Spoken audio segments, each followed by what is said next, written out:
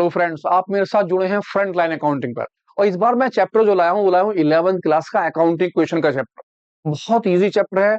बच्चे इस चैप्टर से बहुत डरते हैं, कहते निम्नलिखित का पहला चैप्टर है बहुत उल्टा सीधा, लेकिन बहुत उल्टा सीधा नहीं है, सबसे आसान चैप्टर है। बस ये कि आप स्टेप देखिए, स्टेप के हिसाब से चैप्टर को अगर करेंगे तो बहुत आसान चैप्टर हो जाएगा। असल में अकाउंटिंग इक्वेशन जो होता है वो रिलेशनशिप होता है किस किस चीजों का, कहता अकाउंटिंग इक्वेशंस रिप्रेजेंट करता है किस किस चीज की, relationship between the assets liability और कैपिटल। हमारे पास जो हमने पहले चैप्टर और दूसरे चैप्टर में पढ़ा, हमारे पास एसेट्स थी, हमारे पास लायबिलिटी है, हमारे पास कैपिटल है। आपने देखा चैप्टर नंबर 2 में अकाउंटिंग टर्म्स, आपने देखा वहां अकाउंटिंग टर्म्स में बहुत सारी आपको एसेट दे रखी है, बहुत सारी लायबिलिटी दे रखी है और कैपिटल वहां दे रखी होती थी।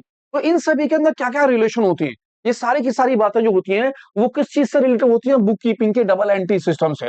आप इन सभी ट्रांजेक्शनों को ड्यूअल एक्सेप्ट के हिसाब से लेते हो, यानी कि अगर किसी चीज का इफेक्ट एक जगह पड़ रहा है तो उसका इफेक्ट दूसरी जगह जरूर पड़ेगा।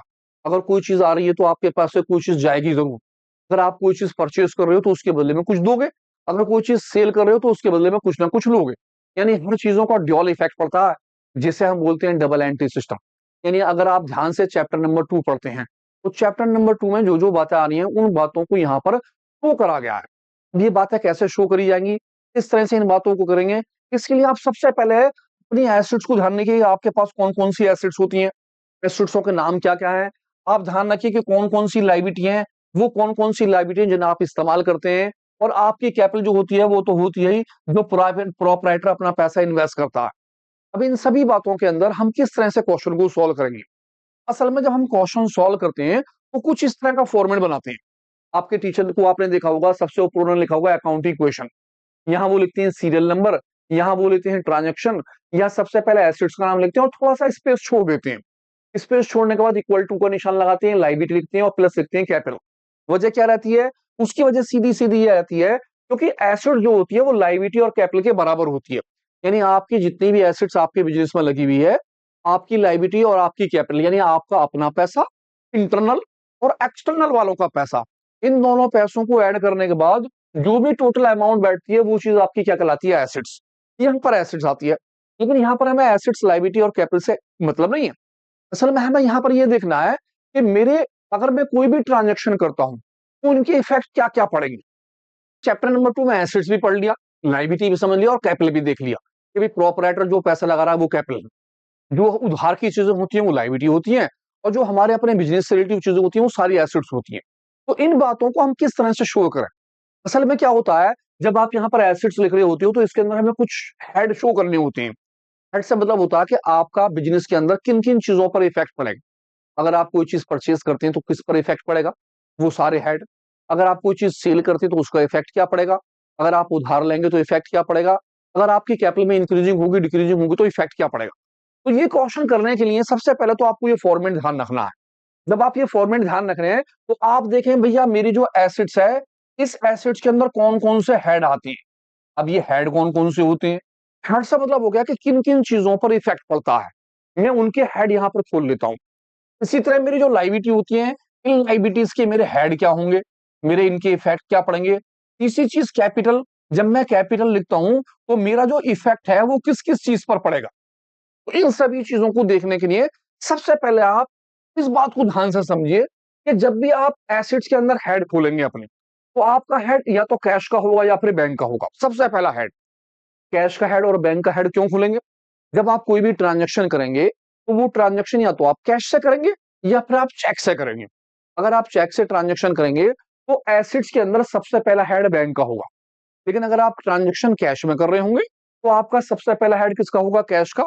अगर कैश इंक्रीज होगा तो आप करेंगे प्लस, और कैश अगर डिक्रीज होगा तो आप कैश क्या करेंगे, माइनस।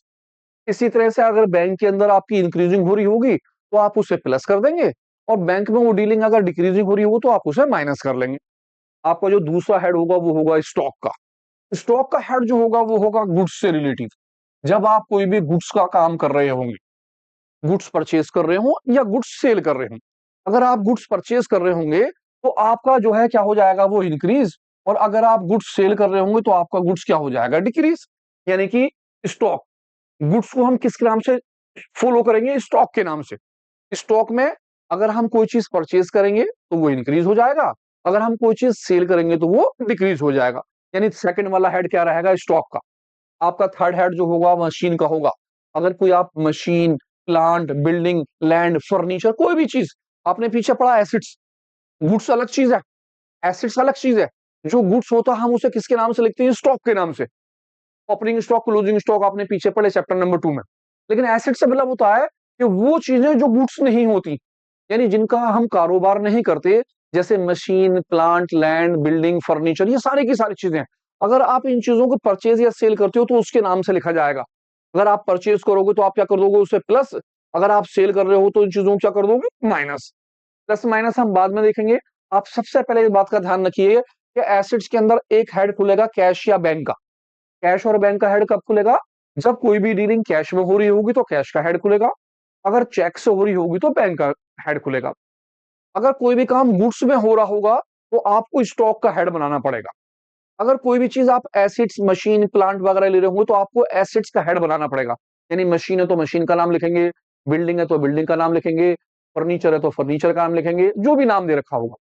अगर आप कोई भी चीज उधार में बेचते हैं, आप क्या करते हैं, सोल्ड करते हैं कोई भी चीज, आपने कर दिया सोल्ड। और सोल्ड किसमें करा आपने, गुड्स। और वो भी कैसे करा, क्रेडिट। अगर आप क्रेडिट में कोई भी माल सोल्ड करते हैं तो आप किसका हेड बनाते हैं, डेप्टर्स का। क्योंकि जब हम सोल्ड करते हैं गुड्स क्रेडिट में, तो आपने वहां पढ़ा किसमें, चैप्टर नंबर 2 में, वो चीज डेप्टर्स कहलाती है। तो डेप्टर्स का हेड खुलेगा किसमें, एसेट्स के अंदर, उधार का अगर माल बेच रहे होंगे आप। इसी के साथ प्रीपेड एक्सपेंसेस। अगर आप कोई भी एक्सपेंसेस को पहले से पे कर देते हैं, यानी कि आपका खर्चा पहले से जा चुका है, तो वो प्रीपेड एक्सपेंसेस के नाम से एसेट्स में हेड खुलेगा। इस तरह से आपको छोटी सी बात याद रखनी है कि भैया मेरे एसेट्स के अंदर 5 तरह के हेड खुल रहे हैं। 5 में सबसे पहला जो हेड होगा वो कैश का होगा या बैंक का होगा। कब, जब कैश की या बैंक की जरूरत होगी तो। दूसरा हेड स्टॉक का है। ये दो हेड तो फिक्स है। तीसरा हेड जो होगा वो एसेट्स का होगा। चौथा हेड जो होगा वो डेब्टर्स का हो सकता है। और पांचवा प्रीपेड का, जैसा जैसा जरूरत हो ऐसे ऐसे मैं इस्तेमाल करूंगा। ये तो रही एसेट्स की बात। अब इसी के साथ साथ आपको ध्यान रखना पड़ेगा कि मेरी लाइबिलिटी, अब मेरी जो लाइबिलिटीज है उसमें कौन कौन से हेड खुलते हैं। मोस्टली लाइबिलिटी में 2 तरह के हेड खुलते हैं। क्रेडिटर्स, जब आप क्या कर रहे होते हो, गुड्स परचेज। अगर आप गुड्स या कोई भी एसेट्स को क्या कर रहे होते हैं, परचेज। लेकिन परचेज किस में कर रहे होते हैं, क्रेडिट के अंदर। आप उधार में ले रहे होते हैं, तो आपका जो हेड खुलता है वो किस चीज का खुलता है, क्रेडिटर का। और किस वाली साइड में खुलता है, लाइबिलिटी वाली साइड में। आप क्रेडिटर्स के नाम से लिखती है उसे। और सेकंड हमारा जो होगा वो होगा आउटस्टैंडिंग का। आउटस्टैंडिंग, अगर किसी को कोई पैसे देने बाकी है, किसी तरह की कोई सैलरी रह गई है, कोई एक्सपेंसिव है, कोई खर्चा है, आप इसे क्या बोलेंगे, आउटस्टैंडिंग। अब कभी कभी हम ऐसा एडवांस भी बोल देते हैं। तो एडवांस या आउटस्टैंडिंग अगर क्या है, हमारा देना बाकी है, तो लाइबिलिटी साइड में उसका हेड खुलेगा। यानी कि मोस्टली लाइबिलिटी में 2 तरह के हेड हो गए। एक तो किसका हो गया, क्रेडिटर्स का। जब भी आप कोई चीज परचेज कर रहे होंगे उधार के अंदर, तो आप इसका हेड खोलेंगे, क्रेडिटर्स का। अगर कोई एडवांस या आउटस्टैंडिंग रह गया होगा आपका, तो आप किसका हेड खोलेंगे, किस चीज का, आउटस्टैंडिंग का। ये 2 बातें आपकी हो जाती हैं। एसेट्स के हेड पक्के हो गए, लाइबिलिटी का हेड आपने समझ लिया। तो तीसरी नाम जो हमारा जो है वो किस चीज का है, कैपिटल का। जब आप अपना पैसा जब आप अपना पैसा बिजनेस के अंदर लगाते हैं, तो आप जानते हैं आप उसे कैपिटल बोलते हैं। कैपिटल के अंदर अगर आपका प्रॉफिट हो रहा होगा तो आप इस पैसे को क्या कर देते हैं, प्लस। या फिर आपकी कोई इनकम हो रही हो, आप किसी भी तरह का कोई इंटरेस्ट रिसीव करते हैं, आप सैलरी रिसीव करते हैं, आप रेंट रिसीव करते हैं, तो कैपिटल में वो वाले पैसे इनकम होते हैं, प्लस होते हैं। आपका अगर कोई लॉस हुआ या आपका कोई एक्सपेंसेस होगा, जैसे सपोज कीजिए आपने रेंट पेड करा, आपने सैलरी पेड करी, आपने कोई भी तरह का कोई खर्चा पेड करा, तो आपका जो है कैपिटल क्या हो जाएगा, माइनस। इसी के साथ साथ आपको ध्यान रखना पड़ेगा इंटरेस्ट ऑन कैपिटल। अगर आप अपनी कैपिटल पे इंटरेस्ट लेते हैं तो इससे आपकी कैपिटल क्या हो जाती है, इंक्रीज। तो इस कंडीशन में कैपिटल प्लस होगी तो कैपिटल ही माइनस होगी। क्यों, क्योंकि कैपिटल का पैसा आपके पास आएगा और आप ही उसे पे करोगे। तो इंटरेस्ट ऑन कैपिटल आएगा भी, प्रोपराइटर उसे पे भी करेगा। तो दोनों चीजें यहाँ प्लस और माइनस होंगी। इसी तरह इंटरेस्ट ऑन ड्राइंग, ये भी कैपिटल का ही पार्ट होता है। जब इंटरेस्ट ऑन ड्राइंग आप ले रहे होंगे तो वो प्लस भी होगा और वो माइनस भी होगा, क्योंकि प्रोपराइटरी लेगा और प्रोपराइटरी उसे देगा कैपिटल के अंदर। अब आपके कैपिटल के अंदर कौन कौन सी चीजें रखनी है, आपको ध्यान रखना है। अगर कोई प्रॉफिट होगा तो वो कैपिटल से रिलेटिव होगा। अगर कोई लॉस होगा तो वो कैपिटल से रिलेटिव होगा। प्रॉफिट है तो प्लस हो जाएगा और लॉस है तो माइनस। इसी तरह अगर कोई इनकम होती है तो वो प्लस होगी, कोई एक्सपेंसेस होगा तो वो क्या हो जाएगा, माइनस। साथ में interest on capital, interest on drawing भी कैपिटल के अंदर ही अंदर आएंगे। अगर आप इन चारों पांचों हेडों को याद कर लेती हैं तो आपके लिए क्वेश्चन बहुत ईजी हो जाएगा। मैं एक बार फिर दोबारा सारे हेड दिखा रहा हूं, आप ध्यान से देखिए। ये हेड आपके किस तरह से होंगे, जब आप अकाउंटिंग इक्वेशन लिखेंगे तो जरूरत के हिसाब से जो जो आपका हेड होगा आप उस हेड का इस्तेमाल करेंगे। अगर आपके एसेट्स के अंदर कैश की जरूरत है तो आप कैश का नाम लिख लेंगे, स्टॉक की जरूरत है तो स्टॉक का नाम लिखेंगे, किसी एसेट्स की जरूरत है तो एसेट्स, और डेप्टर्स की जरूरत है तो डेप्टर्स। मोस्टली कैश वाला तो हर किसी में आना है और स्टॉक वाला हर किसी में, ये दोनों तो हर क्वेश्चन में हेड ही हेड आने हैं। आ जाते हैं लाइबिलिटी साइड में, लाइबिलिटी में क्रेडिटर और आउटस्टैंडिंग दोनों में से क्रेडिटर्स का तो फिक्स है, हर क्वेश्चन में आना है, मोस्टली ज्यादातर क्रेडिटर्स का आता ही आता। देन इसके बाद आ जाता है क्या चीज, कैपिटल। कैपिटल के अंदर कोई भी इनकम होगी तो प्लस होगी यानी कि प्रॉफिट, और एक्सपेंसेस यानी कि लॉस होगा तो क्या होगा, माइनस। आपको ध्यान रखना है कि ये हेड आपके इस्तेमाल होने हैं। अब ये हेड कैसे कैसे इस्तेमाल होंगे, इन हेडों को इस्तेमाल करने के लिए हम छोटा सा क्वेश्चन लेते हैं। क्वेश्चन लेते हैं स्टेप वाइज। असल में हमारे पास 4 स्टेप है। पहला स्टेप जो होगा वो होता है माल परचेस करने का। जब भी आप कोई चीज परचेस करते हो तो उसकी कौन कौन सी कंडीशनें होती हैं। देन दूसरा माल कंडीशन जो होती है हमारी, वो होती है सेल करने की। जब आप सेल कर रहे हो तो कौन कौन सी कंडीशन होंगी। अगर आप कोई एक्सपेंसेस आप पेड कर रहे हो या कोई भी पैसा आप पेड कर रहे हो तो कंडीशन क्या होगी। अगर आप कोई चीज रिसीव कर रहे हो तो कंडीशन क्या होगी। इस तरह से 4 स्टेप होंगे। एक स्टेप परचेस का, एक स्टेप सेल का, एक स्टेप एक्सपेंसेस पेड करने का, और एक स्टेप इनकम रिसीव करने का। जब आप चारों स्टेपों को आराम से समझ जाएंगे तो मैं वादा करता हूं आपके क्वेश्चन यूं ही चुटकियों हो जाएंगे। लेकिन इससे पहले आप ध्यान रखिए कि आपको ये ध्यान रखना है कि मेरी एसेट साइड में कौन कौन से हेड बनते हैं। कैश का हेड कब बनता है या बैंक का हेड कब बनता है। स्टॉक का हेड गुड्स के लिए बनता है। अगर स्टॉक के अलावा यानी गुड्स के अलावा मैं कोई और चीज लेता हूं तो एसेट्स का हेड बनता है। अगर मैं उधार में सेल कर रहा होता हूं तो डेप्टर्स का हेड बनता है। अगर मैं उधार में परचेज कर रहा होता हूं तो क्रेडिटर्स का हेड बनता है। आउटस्टैंडिंग, किसी को कोई पैसे देने बाकी हैं तो वो आउटस्टैंडिंग है। कैपिटल के अंदर प्रॉफिट या एक्सपेंसेस, इनकम या लॉसेस, ये चारों बातें आती हैं। यानी कि प्रॉफिट और इनकम है तो प्लस, और लॉसेस और एक्सपेंसेस है तो माइनस। बस इन बातों को आप ध्यान रखिए और देखिए क्वेश्चन बहुत आसानी से निकल जाएगा। एक क्वेश्चन ले रहा हूं, उम्मीद करता हूं आपकी समझ में आएगा। ध्यान से देखिए और देखिए किस तरह से क्वेश्चन होता है। मेरा क्वेश्चन है क्वेश्चन नंबर 1, कहता प्रिपेयर कीजिए accounting question of Amit. Mister Amit हैं, इनकी बुक के अंदर हमें बिजनेस करना है। कहते कमेंट्स बिजनेस विद कैश। आपने बिजनेस स्टार्ट करा और वो भी किस चीज से करा, कैश से। ठीक है जी, 1,50,000 रुपए का ओपन बैंक अकाउंट आपने खाता खोला, या वो कह सकता है किसमें, एसबीआई में, या वो कह सकता है कैश डिपॉजिट इनटू बैंक। बात एक ही है, आप बैंक में खाता खोलेंगे तो तब भी आपने बैंक में पैसे जमा करे, या वो बोल दे कैश डिपॉजिट इनटू बैंक, तब भी मतलब ये है कि आपने खाता खोला। कितने रुपए से, 50,000 रुपए से। परचेज आपने गुड्स करा कैश के अंदर, गुड्स परचेज करा आपने, और वो भी किसमें करा, कैश के अंदर, 12,000 रुपए का। बाउड गुड्स करा आपने और इशू करा क्या चीज, एक चेक दे दिया 5,000 का। और आप ध्यान से देखें तो पहली वाली डीलिंग के अंदर आपके पास क्या आ रहा है, कैश। इसका मतलब इस डीलिंग में कैश का हेड खुलना है एसेट्स के अंदर। दूसरी वाली डीलिंग में नाम किसका आ रहा है, बैंक का आ रहा है, इसका मतलब बैंक का भी हेड खुलना है। मैं तीसरी डीलिंग में हूं, परचेज मैंने गुड्स करा यानी स्टॉक का हेड खुलेगा, और एक हेड कैश का हुआ। कैश का ऑलरेडी हम पहले ही बना चुके होंगे तो स्टॉक का एक हेड आना है। नेक्स्ट डीलिंग में गुड्स करा मैंने किससे, बैंक से, तो गुड्स तो मेरे पास आ ही चुका है, स्टॉक का हेड, और चेक की वजह से बैंक का भी हेड बन चुका है। अगर मैं सारे क्वेश्चन में देखूं तो मेरे पास एक तो कैश, मुझे कैश की जरूरत है। दूसरा, मुझे किसकी है, बैंक की, यानी कि मैं बैंक का हेड खोलूंगा। तीसरा, मुझे स्टॉक की जरूरत है, स्टॉक का हेड खोलूंगा। इस तरह से कैश, बैंक और स्टॉक, ये 3 मेरे पास हेड बनते हैं। और ये तीनों के तीनों हेड जो है मेरे किस में आएंगे, जी हाँ, एसेट्स में आएंगे। तो आपको क्वेश्चन पढ़ने के बाद ये देखना पड़ेगा कि भाई मेरे किन किन चीजों पर फर्क पड़ेगा। अगर एसेट्स में मैं हेड बनाता हूं तो कौन कौन से हेड बनाऊं, लाइबिलिटी में हेड बनाता हूं तो कौन कौन से बनाऊं। कैपिटल तो मेरी है ही है, कैपिटल तो फिक्स है। तो इसका मतलब हुआ कि मुझे 3 बनाने हैं, कैश का बनाना है, बैंक का बनाना है और स्टॉक का। तो सबसे पहले जब आप क्वेश्चन स्टार्ट करेंगे तो आप ऐसे फॉर्मेट बना लेंगे। आप लिखेंगे अकाउंट इक्वेशंस, यहाँ लिखेंगे सीरियल नंबर, यहाँ आपकी ट्रांजेक्शन आएगी, यहाँ एसिड्स, थोड़ा स्पेस छोड़ देंगे equal to liability plus capital. जब आप ऐसा बना लेंगे तो जो आपका क्वेश्चन था, इस क्वेश्चन को आप ट्रांजैक्शन के अंदर लिख लेंगे। किस तरह से लिख लेंगे?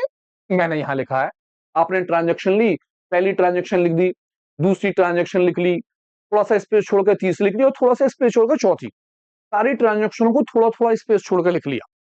आपका यहाँ पर एसेट्स बन चुका है, यहाँ पर लायबिलिटी आ चुका है, यहाँ पर कैपिटल आ चुका है। अभी मैंने आपको बताया था कि हमारे 3 हेड खुल रहे हैं, तो मैंने सबसे पहला जो हेड खुला वो किसका खोल लिया? कैश का। मैंने कहा भैया एक तो कैश का हेड खोलेगा, एक मेरा जो है किसका हेड खुलना है? बैंक का। मैंने बैंक का नाम लिख लिया।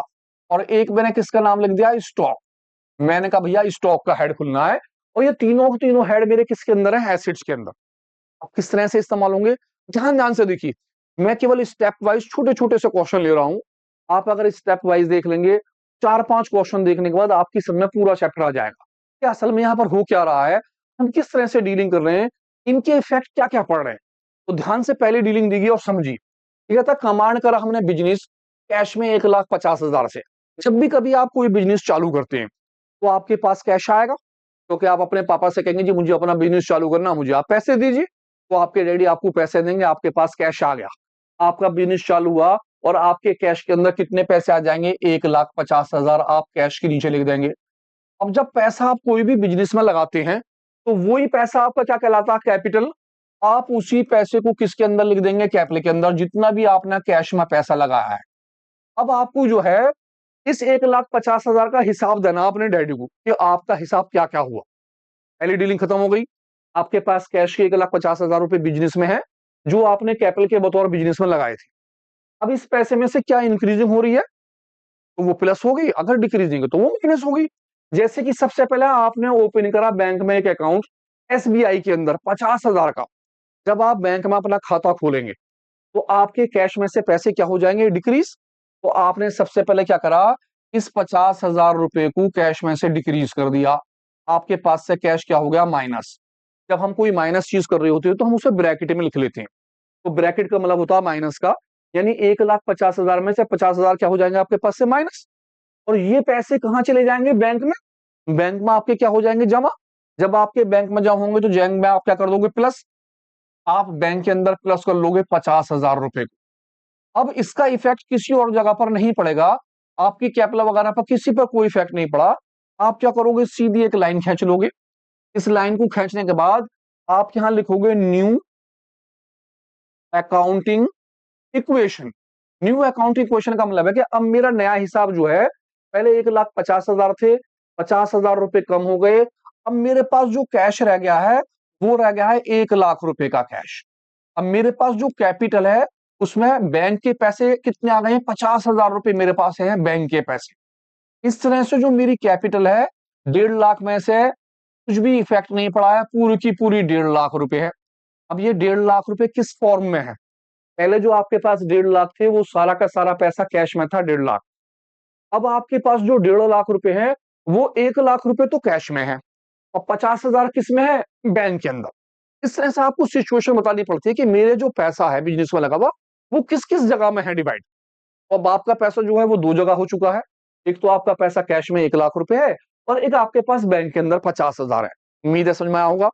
तीसरी रीडिंग देखिए और अच्छी तरह समझ में आएगी बात। क्या कहता है? नंबर 3, परचेज गुड्स करा। जब आप गुड्स परचेज करते हो तो आपके गुड्स का इफेक्ट जो है किस पर पड़ता है? वो स्टॉक के ऊपर। और वो आपने किस में करा? कैश में। जब आप कैश में 12,000 का माल परचेज करेंगे कैश के अंदर, जब आप परचेज करेंगे तो आपका कैश क्या होगा? इंक्रीज या डिक्रीज? अगर इंक्रीज होगा तो कैश में प्लस कर देंगे और डिक्रीज होगा तो कैश में से क्या कर देंगे? माइनस। तो मैंने देखा भाई जब मैं परचेज करूंगा कैश में तो मेरा कैश क्या होगा? डिक्रीज। तो इसका मतलब है मेरे 12,000 रुपए और कम हो जाएंगे। तो मैंने कैश में से 12,000 क्या कर दिए? माइनस। माइनस की वजह से मैंने ब्रैकेट का निशान लगाया। अब 12,000 का मैंने क्या लिया है? गुड्स। अब क्योंकि गुड्स जो होता है वो स्टॉक होता है। गुड्स, अगर कहीं पर भी गुड्स का नाम आ रहा होगा तो इसका मतलब वो क्या है? स्टॉक। आप उसे स्टॉक में लेंगे। अब जब आपके पास गुड्स आएगा तो 12,000 रुपए आपके स्टॉक में हो जाएंगे प्लस। इसका इफेक्ट बैंक में तो नहीं पड़ेगा क्योंकि बैंक से तो कोई डीलिंग नहीं हुई, तो हम उसके लिए 0 लिख देंगे ताकि कोई गलती ना लगे। अब आपके पास से जब आपने परचेज करा कैश हो गया माइनस। अब आपके पास क्योंकि स्टॉक आ गया तो आपके स्टॉक में हो गए प्लस। इस पैसे का इफेक्ट कैपिटल पर कुछ भी नहीं पड़ रहा, क्योंकि ना तो कोई प्रॉफिट हुआ है मुझे, ना कोई लॉस हुआ है। मैंने लाइन खींच दी।